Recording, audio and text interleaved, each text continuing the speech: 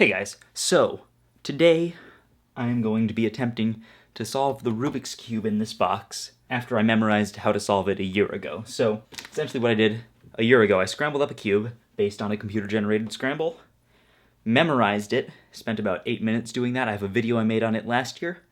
I put it in this box, taped it up, and now 1 year later, I'm going to see if I can still remember how I memorized to solve it. In order to do that, I have to be solving it from the correct orientation, so there's a piece of tape on the front and the top of the cube from my solving orientation. I solved with the blue side on the front and the yellow side on the top. So it has that on there, and that's how I'm going to get my orientation. I also have Sophie here helping me out. I'm wearing a blindfold. She's also going to be holding a folder in front of my eyes to make sure that I definitely cannot see, so let's just show you that no way to see through this folder at all. And while I have the pieces of tape on the cube, I'm also going to ask her to make sure I'm holding it the right way, so I need to be holding it with the blue center in front and the yellow center on top. Okay. I'll have this time here, so I'll just add this to the time that I spent memorizing it to get the total time for the solve, plus 1 year, of course. And here we go. Blindfold on. Folder out. There we go. And I'm going to try to open the box.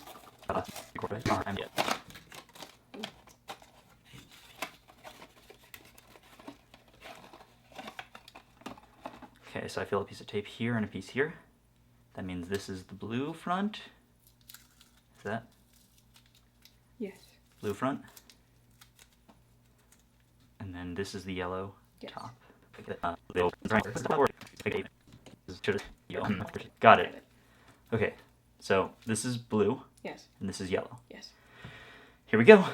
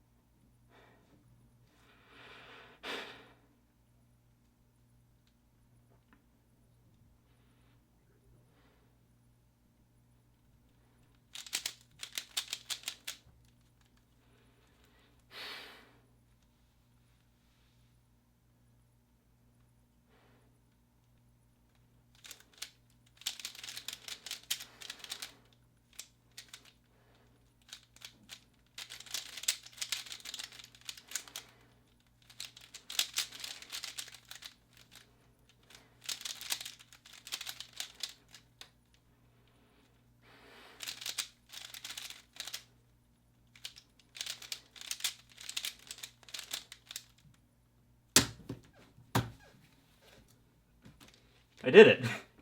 I forgot to start the timer though. I'm a smart man. Whew. Wow. I'll figure out, I'll add a timer on the screen.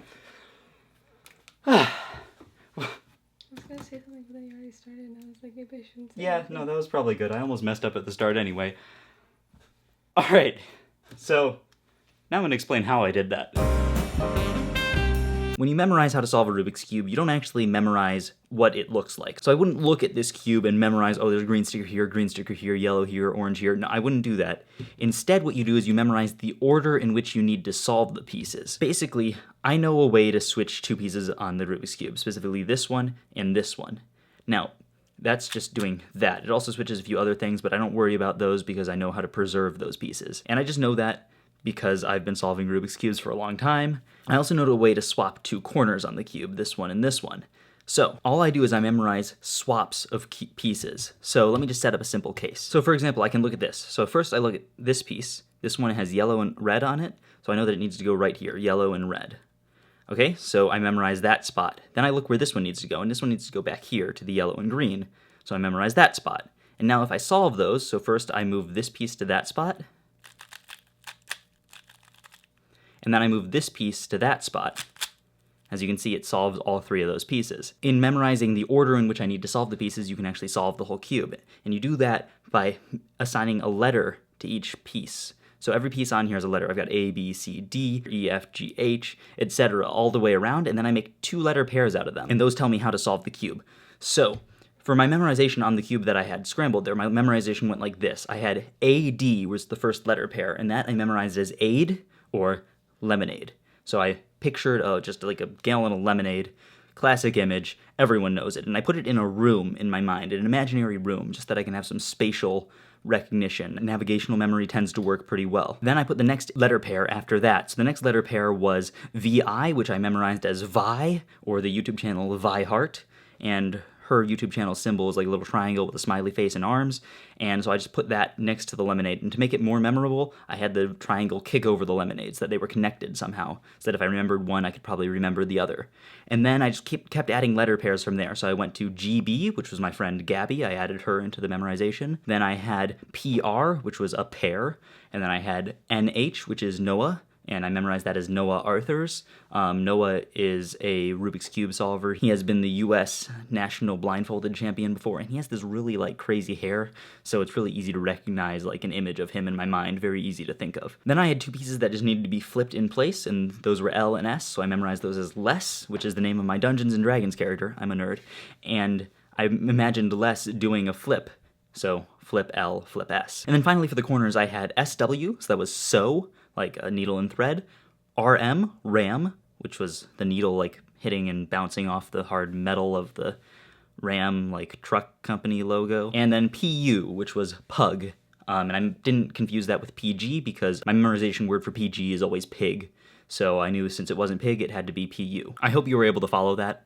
I wasn't. I'll be honest, I kind of confused myself, but that's the general gist of how I did it. I ended up with about 10 images just stringed together in my mind, and all I had to do was memorize those images in that order and remember that for a year. So it wasn't as difficult as it might sound, but still, remembering it for a year is a long time, and I thought I messed up twice during that solve, so I'm pretty happy to have solved it. To the best of my knowledge, I am the second person to have ever done this, and the first was Sir Waffle, another YouTuber.